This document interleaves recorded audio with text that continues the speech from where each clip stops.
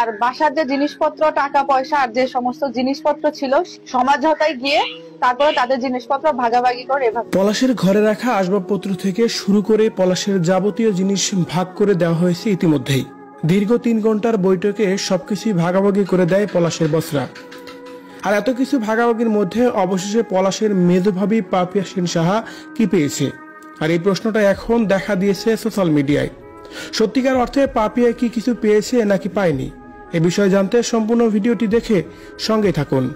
তবে দেখুন আসলে কি অবস্থা, চিন্তা করেন। এখন জিনিসপত্র নিয়ে খেতে থাকো, ঠিক আছে? জিনিসপত্র নিয়ে এবার তোমরা জিনিসপত্র গায়ে মাখো, মাথায় মাখো। পলাশ এই দুনিয়ার মায়া ত্যাগ করে চলে গেছে বেশ কয়েক সপ্তাহ হলো। পলাশ চলে গেলেও পলাশ ঘটনা নিয়ে এখনো অনেক আলোচনার সমালোচনা জন্ম দিয়েছে সোশ্যাল মিডিয়ায়। বিশেষ করে পলাশের মাকে দোষী করে অনেক কথাও বললেও ইতিমধ্যেই পলাশের বউকে নিয়েও দোষারোপ করা হচ্ছে বিভিন্নভাবে। তার কারণ পলাশের মা যতই খারাপ হোক না কেন, তার বউ যদি ভালো হতো তাহলে অবশ্যই পলাশ এভাবে না ফেরার দেশে যাওয়ার মতো কঠিন সিদ্ধান্ত কখনো নিত না। কিন্তু বউকে দোষারোপ করলেও যেন পলাশের মেধোভাবী পাপিয়া সেন সাহার নামটিও পলাশের নামের সাথে ইতিমধ্যেই জড়িয়ে গেছে। বলা হচ্ছিল পলাশের ভাবি পাপিয়া সেন সাহা পলাশকে পাওয়ার জন্য বিভিন্ন রকমের কর্মকাণ্ড করেছে ইতিমধ্যেই। আর যখনই পলাশের সংসারে একটু সুখের আভাস দেখত, ঠিক তখনই পাপিয়া সেন সাহা তার শাশুড়িকে কান পড়া দিত, পলাশের সংসারে অশান্তি লাগিয়ে রাখত সবসময়ই। এমন কথাই বলা হয়েছে বারবার। আর তাই তো পলাশের সবকিছু ভাগাভাগি হওয়ার পরেও পাপিয়ার নামটা যেন চলে আসছে ইতিমধ্যেই। বলা হচ্ছে পলাশের সবকিছু তো ভাগাভাগি হয়েই গেল, তাহলে পলাশের মেধোভাবী পাপিয়া কি পেল? এদিকে স্বজনদের ভিত্তিতে জানা যায় পলাশের মা পলাশের যাবতীয় আসবাবপত্র অর্ধেক ভাগ করে তার নিজের কাছে নিয়ে আসে এবং কি বাকি অর্ধেক সুস্মিতাকে দিয়ে আসে। পলাশের কাছ থেকে আসবাবপত্র যা যা পেয়েছে তার সবগুলো যেন মেজো ছেলের ঘরে রেখেছে পলাশের মা, মানে পাপিয়ার ঘরে রাখা হয়েছে। কারণ তার বড় ছেলের সম্পূর্ণ আলাদাভাবে থাকছে অন্য জায়গায়।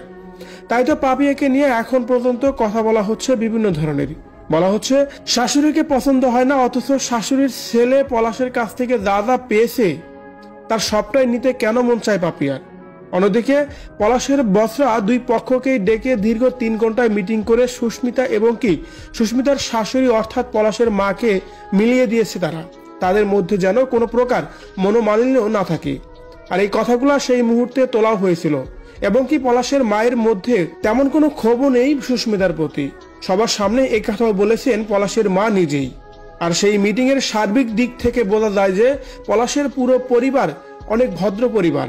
তারা আগে থেকেই কোনো প্রকার ঝামেলা পছন্দ করতো না। ভিউয়ার্স, পলাশ দুনিয়া থেকে চলে গেলেও যাদের কারণে এ দুনিয়ার মায়া ত্যাগ করেছে পলাশ, অবশেষে তারাই কিন্তু সব দ্বন্দ্ব ভুলে এক হয়ে গেছে। তাদের মধ্যে কোনো প্রকার অভিযোগ নেই একে অপরের প্রতি। আর এমন তথ্যই পাওয়া গেছে নতুন করে। এই বিষয়টাকে আপনি কিভাবে দেখছেন অবশ্যই কমেন্ট করে জানাবেন কমেন্ট বক্সে। এখন এই জিনিসপত্র নিয়ে মাথায় দাও, গায়ে দাও, ঘুমাও, এখন যা খুশি তা করো, ঠিক আছে? এটুকু বলা ছাড়া আর কিছু করার